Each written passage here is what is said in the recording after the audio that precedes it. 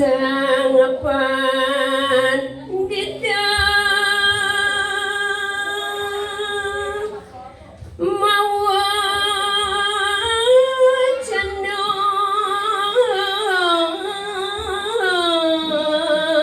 sada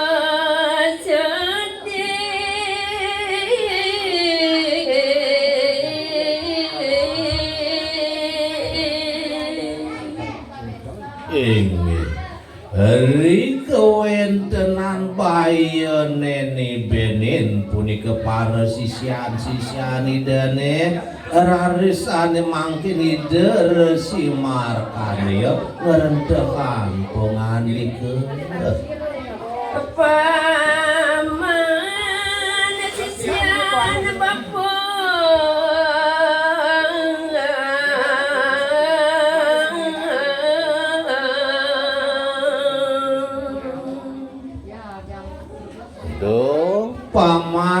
paman ajak mekejang para sisian bapune asa punika make pawiwit renteh pangandikanide resi markanide yen ngaguka ngoyong adini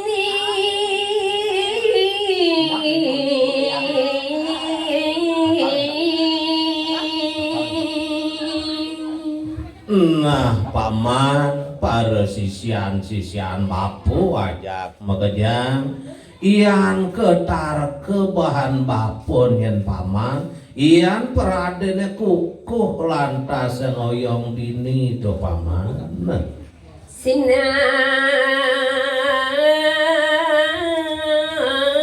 mati jaga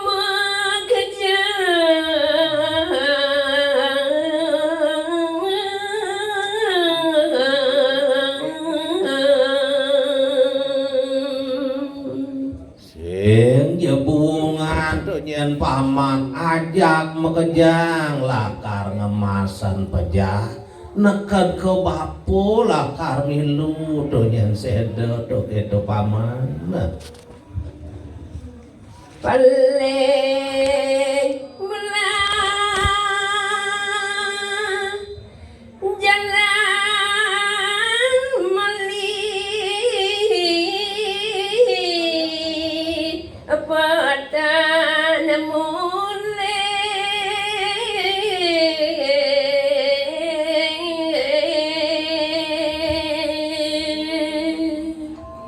nah ketupnya paman ajak mekejang pangsing je mekejang lantar nepukin sengkala tuh dini paman lan jani mekingkin mau tulak wali jani kemo ko jaga cawo ben paman matur sisian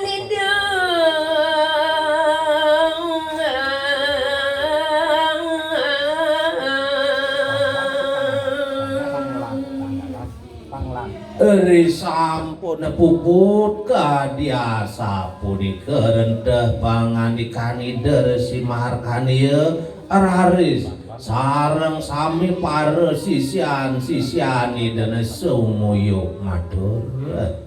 madaging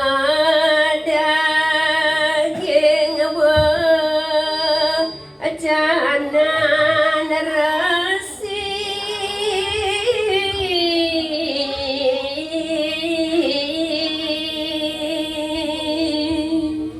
singe ratu sang resi wantah patut pisan medaging pisan renteh pangandikan palungguh ratu mireng de mangkin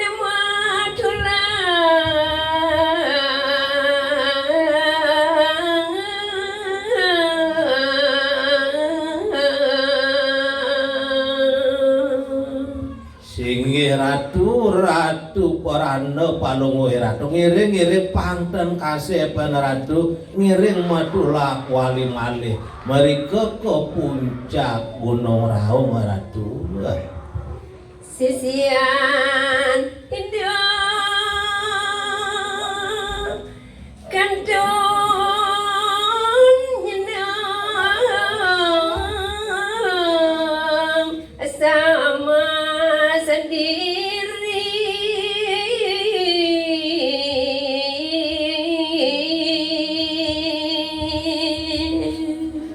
Iyan wilangin tityang akeh nyane para sisian-sisian ide Resi Markandeya dokesane ngiring saking Gunung Raung wantah domas diri atengo sampun ngemasen pada mangkin kantun malih samas diri sisian idene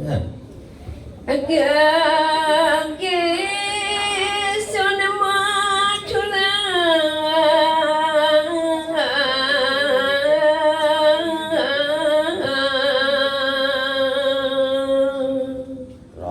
aris tanpa samantanor aris sareng sami moge gosonan mekingkin jagi pajang medula wali ke Gunung Raung sampun rawuh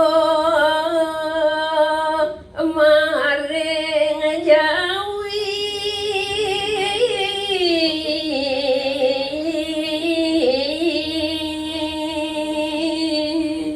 inggih nenten panjangang titiang nyari doyang sepemargani dane mangkin reki sampun nebek ring jagat yawa duwipun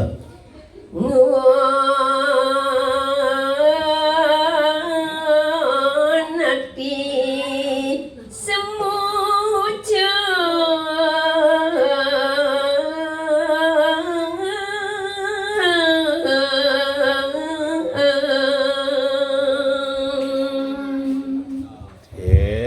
Ratu Agung kewentenan sewo bawani Resi Markandeya satwaluya kaditunyung tanpa banyu layu lutus ucem sewo bawani Resi Markandeya kairing antuk para sisian-sisian idene